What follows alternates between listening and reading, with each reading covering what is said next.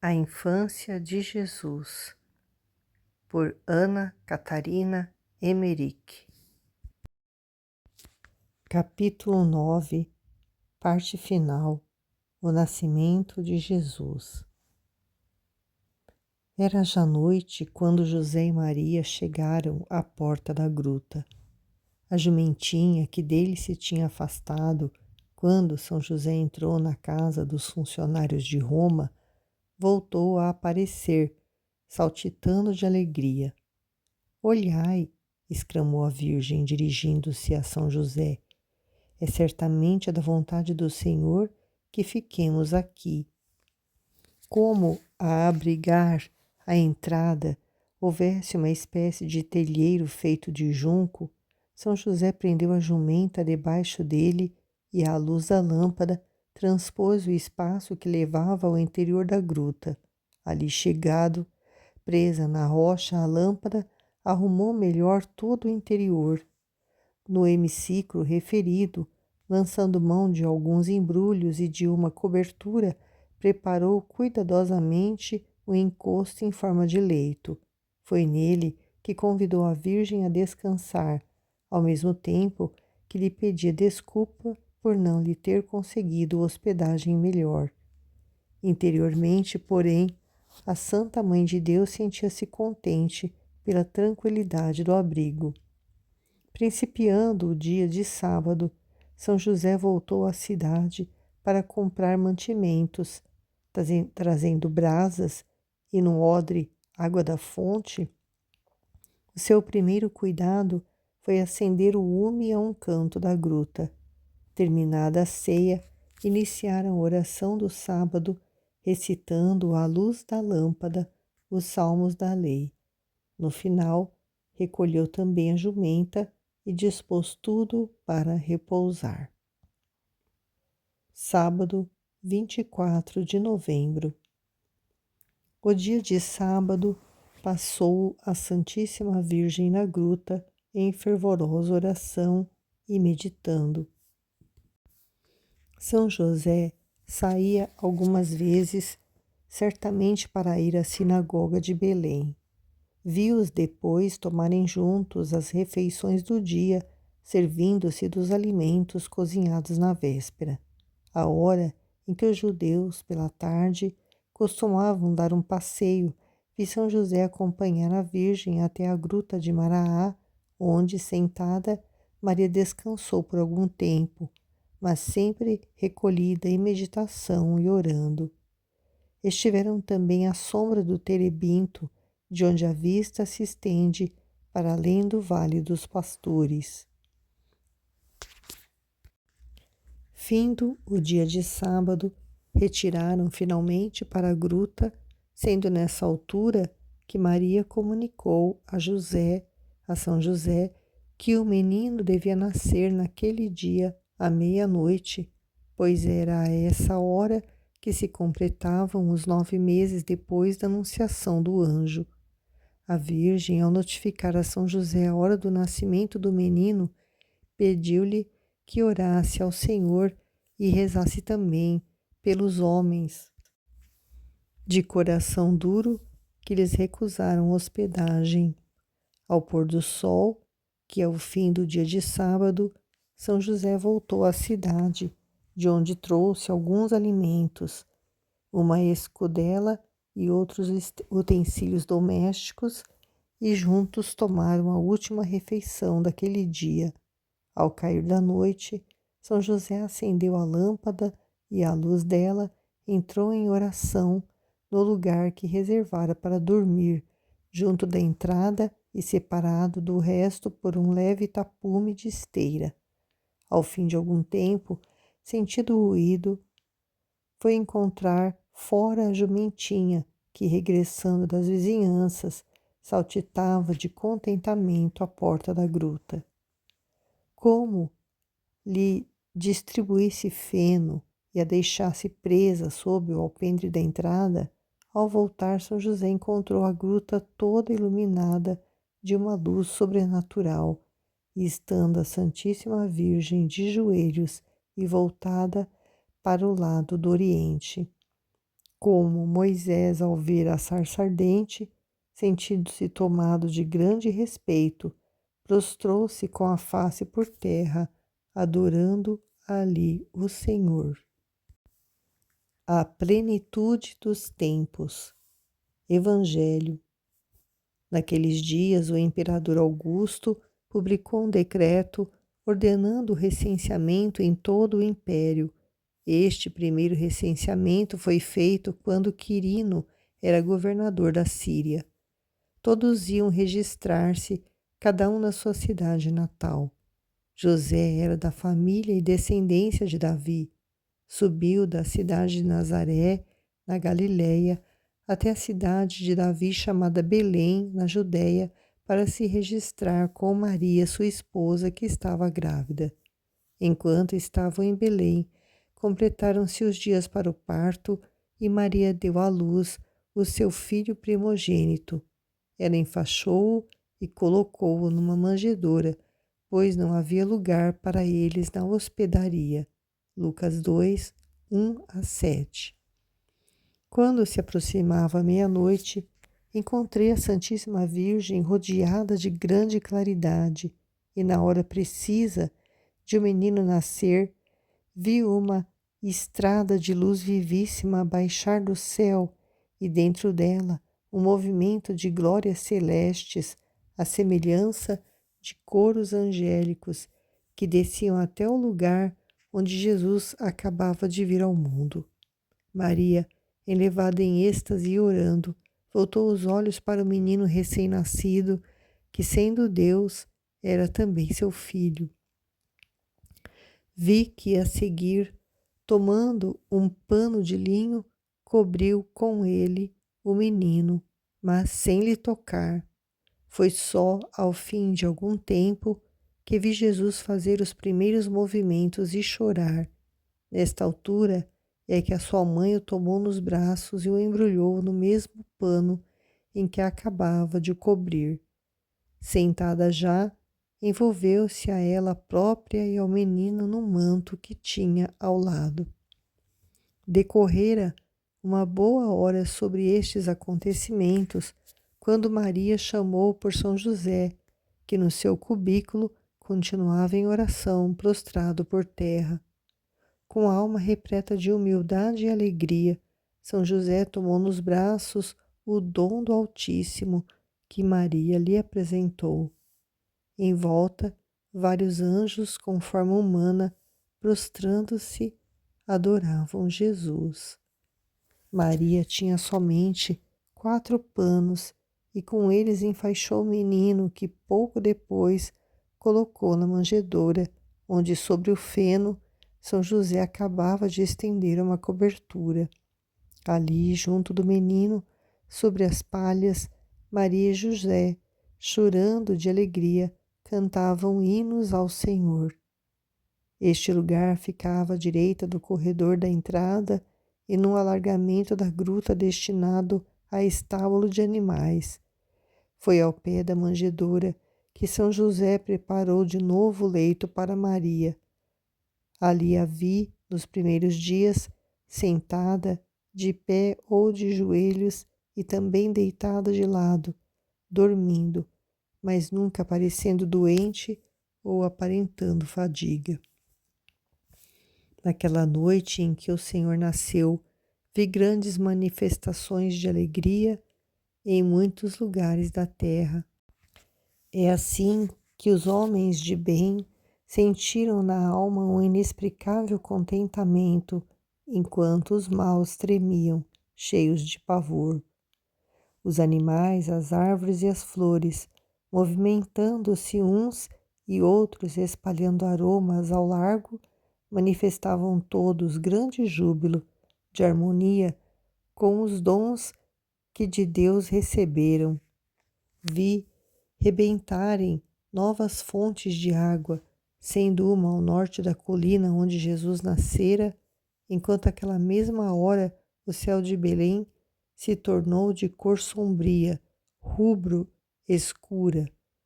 Sobre a gruta e para os lados do vale dos pastores pairava uma nuvem límpida, cheia de claridade e brilho. Capítulo 10. A adoração dos pastores. Ao nascente da cidade e à légua e meia da gruta, erguia-se uma colina com plantações de vinhas na direção de Gaza. Era nela que viviam os 3 pastores maiorais, chefes de outros pegureiros, que guardavam os rebanhos mais ao largo. A pouca distância dali, erguia-se uma torre de madeira, assente em blocos de pedra. Era chamada Torre dos Pastores, e do alto dela é que observavam a posição dos rebanhos e davam o sinal de alarme por meio de tubas córneas quando apareciam à vista salteadores ou gente de guerra. Pelo feitio de pirâmide e escadaria ao lado, assemelhava-se muito a dos reis magos. Do alto dela, a vista estendia-se até Jerusalém, Monte da Tentação e deserto de Jericó.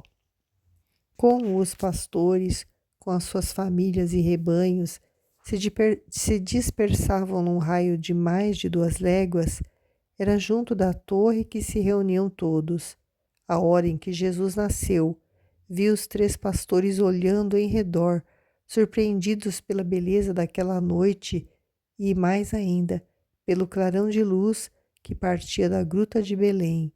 Foi nessa altura que um anjo, no meio de uma estrada de luz, lhes anunciou a vinda do Redentor. Evangelho. Naquela região, havia pastores que passavam a noite nos campos, tomando conta do rebanho.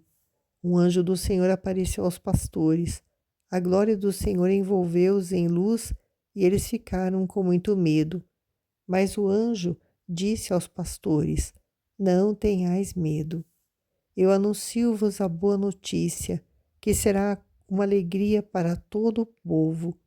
Hoje, na cidade de Davi, nasceu-vos um Salvador, que é o Messias, o Senhor. Isto vos servirá de sinal. Encontrareis um recém-nascido, envolto em faixas e deitado numa manjedoura. De repente, juntou-se ao anjo uma grande multidão de anjos. Cantavam louvores a Deus, dizendo: Glória a Deus no mais alto dos céus e paz na terra aos homens por ele amados. Quando os anjos se afastaram, voltando para o céu, os pastores combinaram entre si: Vamos a Belém ver este acontecimento que o Senhor nos revelou. Foram então à pressa e encontraram Maria e José e o recém-nascido deitado na manjedoura.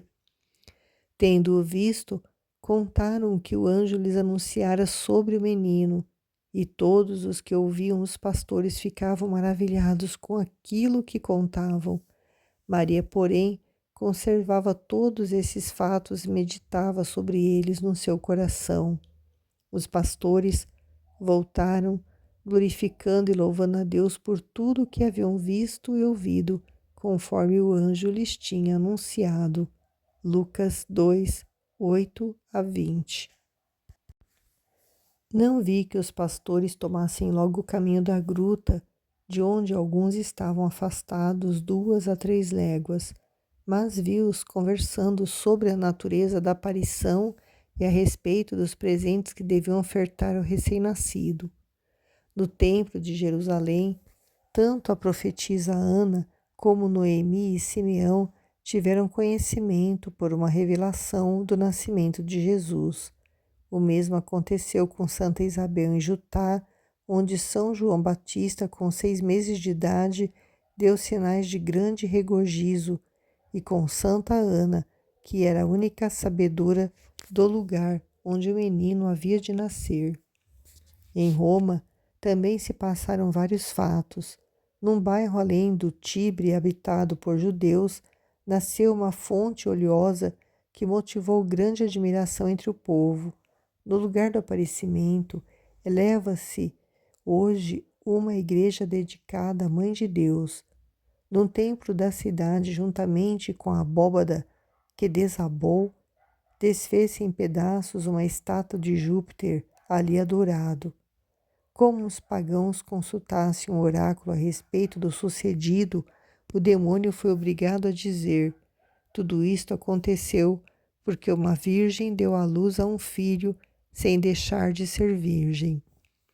Tendo as autoridades romanas procedido a um inquérito sobre os acontecimentos, vi entre os magistrados de então um de nome Lentulus, pai de outro Lentulus, amigo de São Pedro e predecessor do presbítero Moisés, mártir no tempo de São Cipriano. No alto de uma colina, vi também um vasto edifício com uma grande escadaria e porta dourada.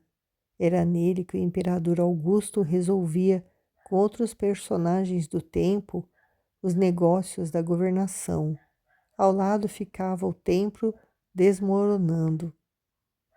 Quando o imperador descia, viu num arco-íris uma virgem com um menino nos braços, e como por um oráculo lhe fosse dito que todos os soberanos cederiam o passo diante do novo infante, mandou Augusto erigir um altar no lugar da aparição e dedicou-o ao primogênito de Deus.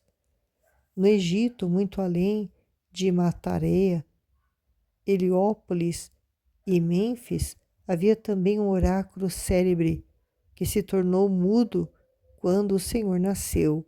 Interrogado, respondeu que um poder mais alto viera ao mundo, porque uma virgem tinha dado à luz a um menino e que outro templo ali seria edificado, como veio acontecer, sendo nele a virgem e o menino honrados à maneira pagã.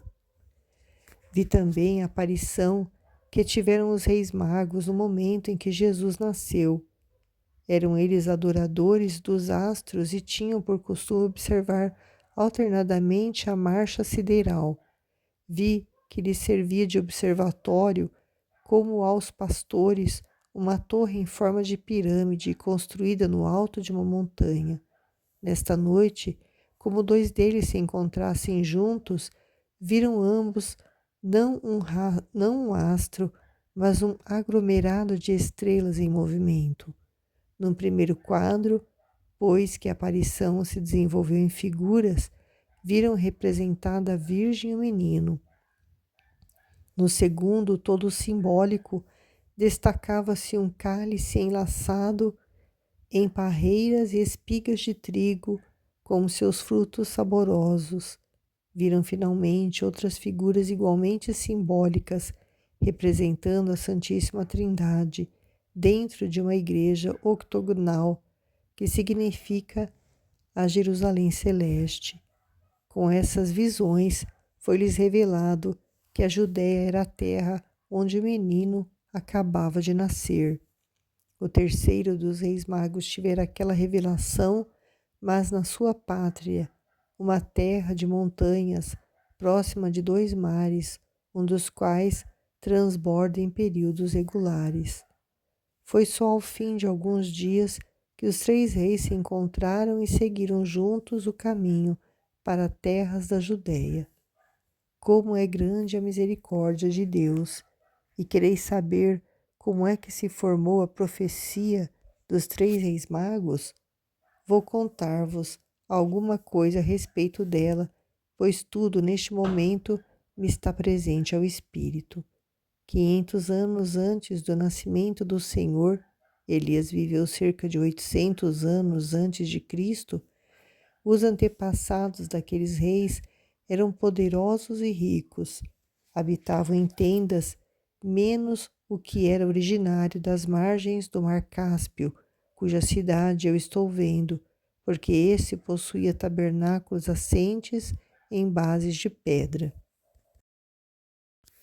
Como as três filhas destes príncipes, conservando-se virgens, recebessem o dom da profecia, foi-lhes comunicado, por meio de uma visão, que uma estrela sairia de Jacó e que uma virgem havia de dar à luz ao Salvador.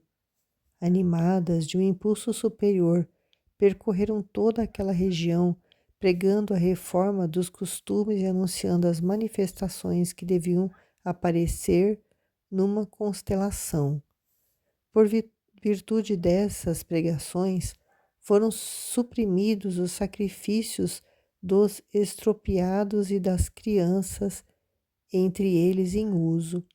Tais são, em resumo, as origens das profecias relativas ao nascimento do Redentor no meio dos povos de que os reis magos eram chefes.